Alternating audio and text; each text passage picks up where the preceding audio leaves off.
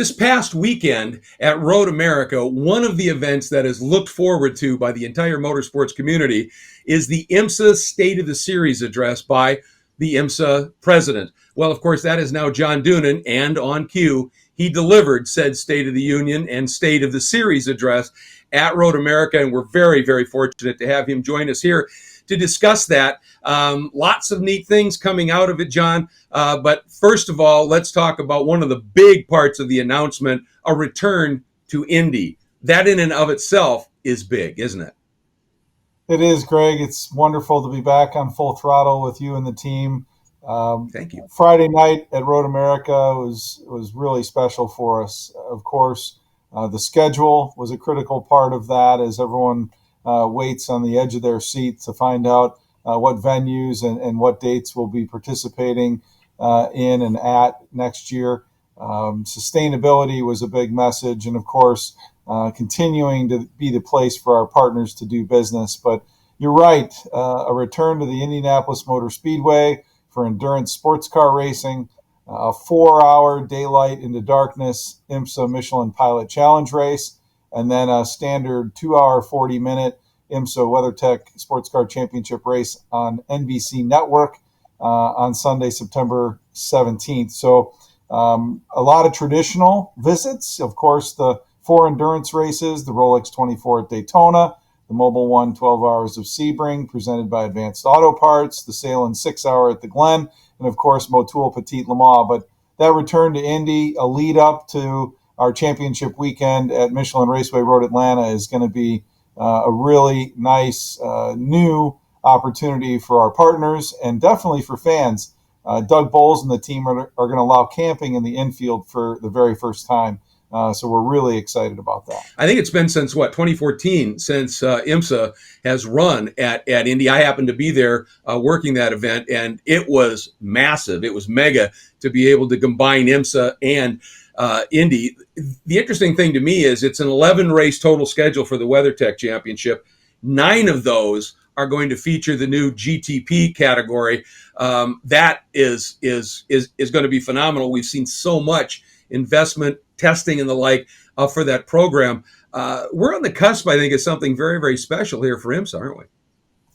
We are, Greg, and you and I both grew up certainly at Road America and places like Brainerd, seeing those GTP cars of the mid 80s and into the 90s, which everyone called the heyday of IMSA.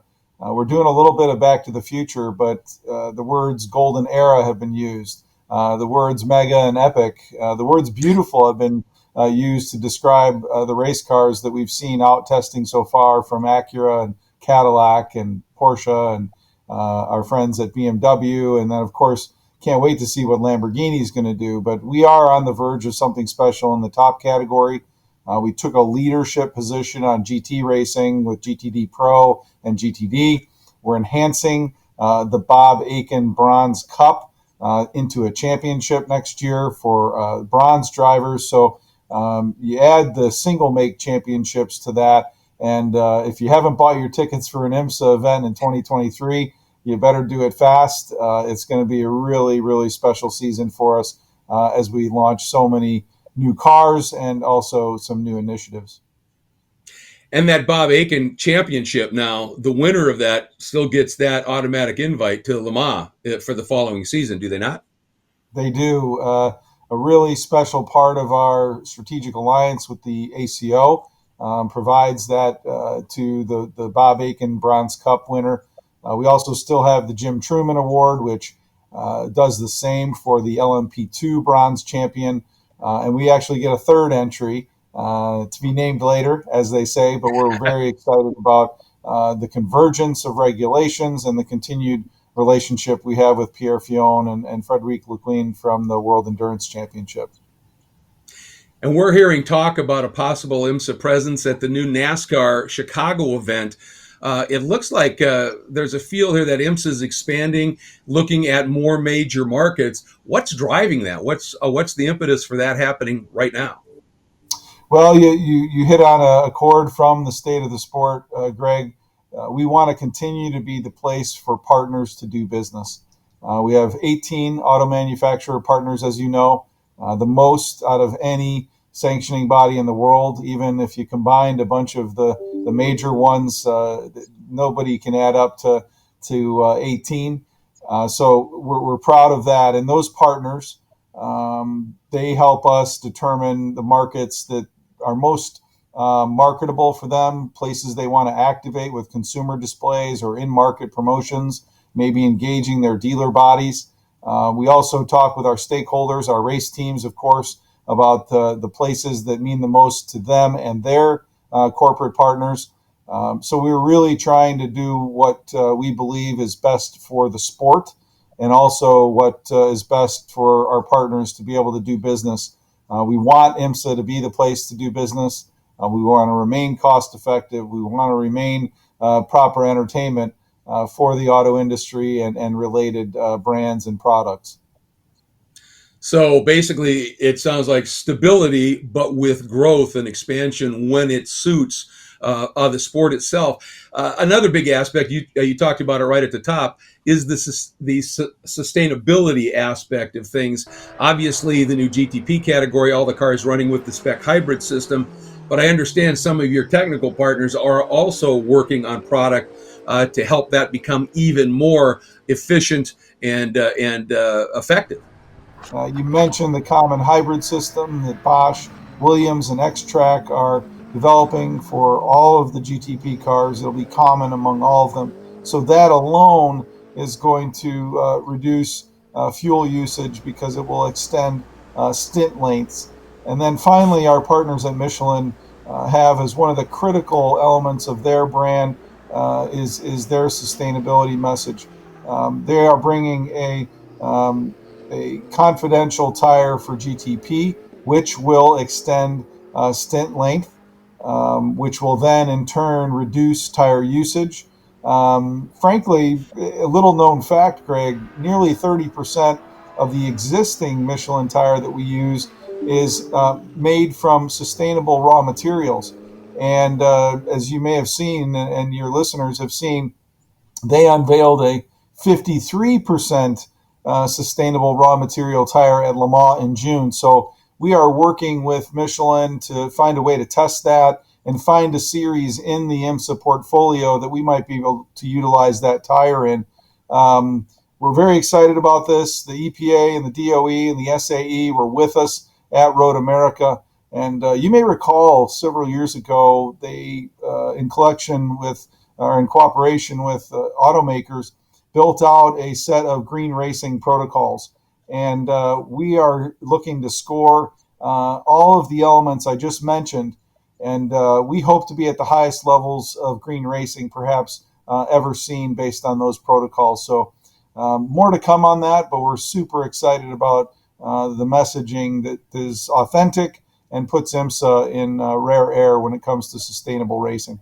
At that State of the Sport, it was announced that the rather short-lived GTD Sprint Championship is not going to return. Is that in any way related to the introduction and announcement of the VP Racing Fuels Sports Car Challenge, which is kind of a novel concept? The Sprint Challenge is, again, one of those moments the market will speak. We hope to get to a schedule that allows for a proper mix of sprint races and endurance races. As you know, we have the Michelin Endurance Cup, which is a critical part of our overall story with Daytona, Sebring, Watkins Glen, and Petit Le Mans.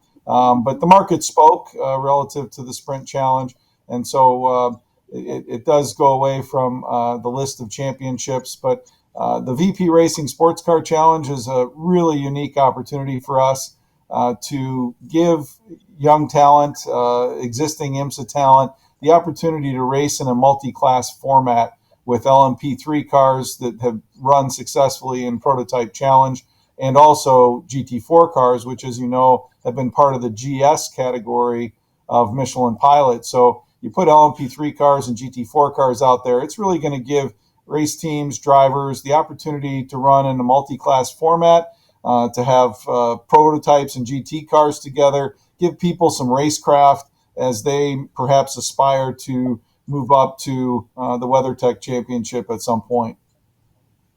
Well, I think that's a fabulous idea to get comfortable with the different closing rates between prototypes and GT cars at that slightly lower level, and in a sprint scenario to be able to get ready to step up to the WeatherTech Championship and that multi-class format that's so much more intense. What one thing that I'm hearing here is that you really seem to be listening to the marketplace, to your business partners.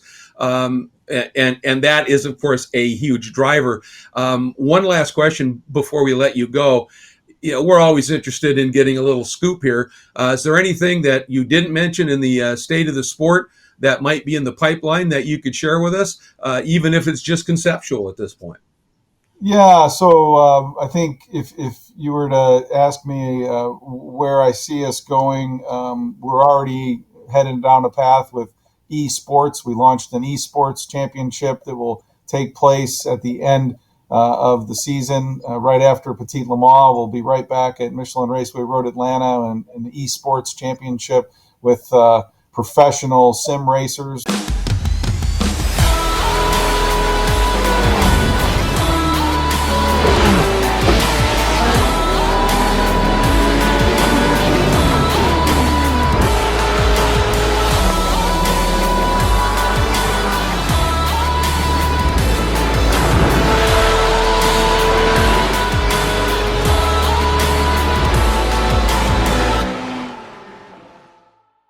That's a really nice element of our portfolio as well, and expanding to a wider audience.